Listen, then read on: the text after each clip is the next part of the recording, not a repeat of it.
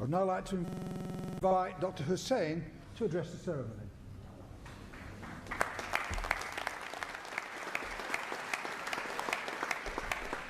Thank you very much.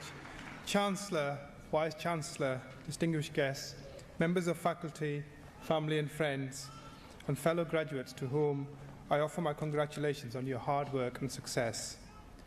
My gratitude to Anwar Ayub for her most generous oration and to the University of Bradford for conferring me on such a high award.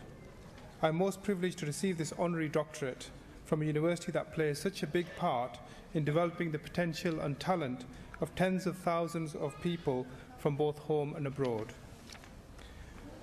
When I arrived in the UK from a small village in Pakistan all those years ago, I could not have imagined that one day I would be standing here making this acceptance speech.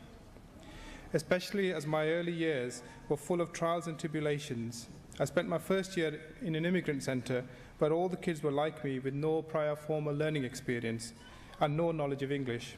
I then ended up in one of the roughest, toughest white estate schools in Bradford, which just happened to be the regional headquarters for the National Front Party. This baptism of fire has no doubt contributed to the person and the character I am today. The careers advice at school was don't even think about further education, just get yourself a manual job. At home, on the other hand, my parents told me that I needed to learn the language and get myself an education so I could achieve great. They have truly given me the roots to grow and the wings to fly. Graduation is a very important event that represents the fulfillment of one's hopes and expectations after a period of study, whatever the discipline and irrespective of the knowledge and skills we may have gained. The conferment of a degree should be symbolic of growth, the development of a person to be more knowledgeable, confident, tolerant, resilient, ethical and caring. Just having knowledge and skills is not enough. Apply them for a greater good and make a real difference in the world. After all, a candle loses nothing by lighting another candle. In other words, or put another way, having knowledge and skills, not applying them, is like knowing the Kama Sutra really well and not having a partner to practice with.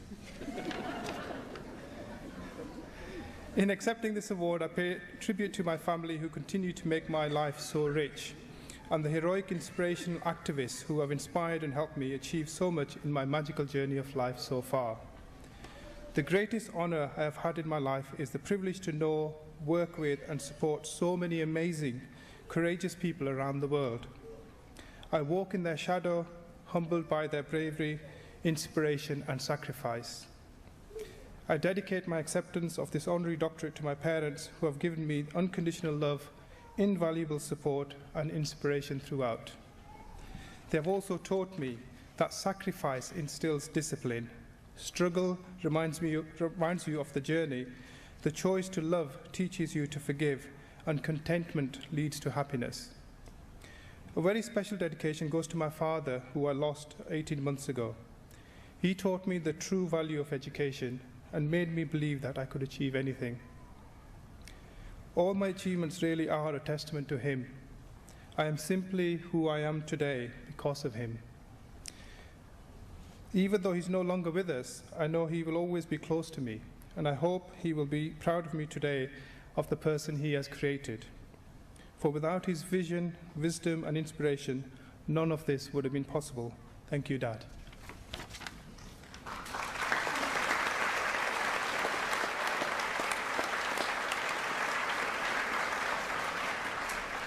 I don't see myself as being unique. I do my bit to make a difference, but so many others do too. Together, through our collective efforts, we are slowly but surely helping make a better world, a world more fair and just and free.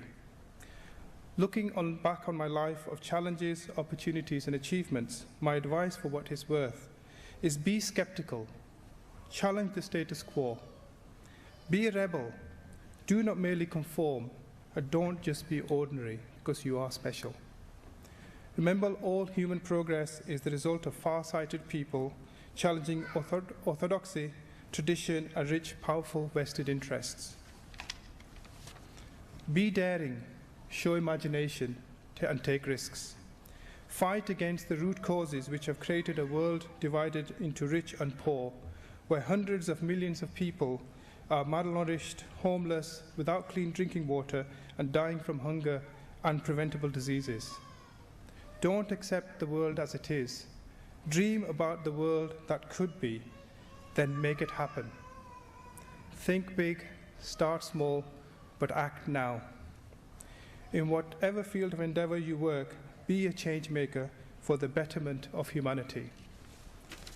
After all, one smile can start a lasting friendship. One step can begin an epic journey.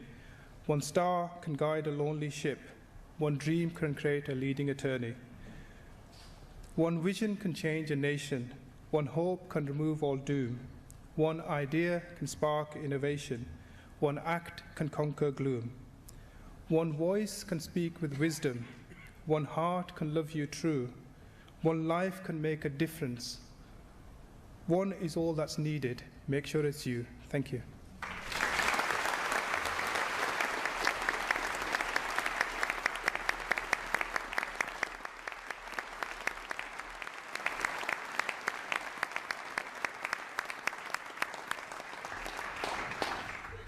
Dr. Hussain, we will all take much away from what you've just said, not least your commitment to Bradford, education, justice and freedom. I don't propose, however, to add anything to your advice on the Karma Sutra.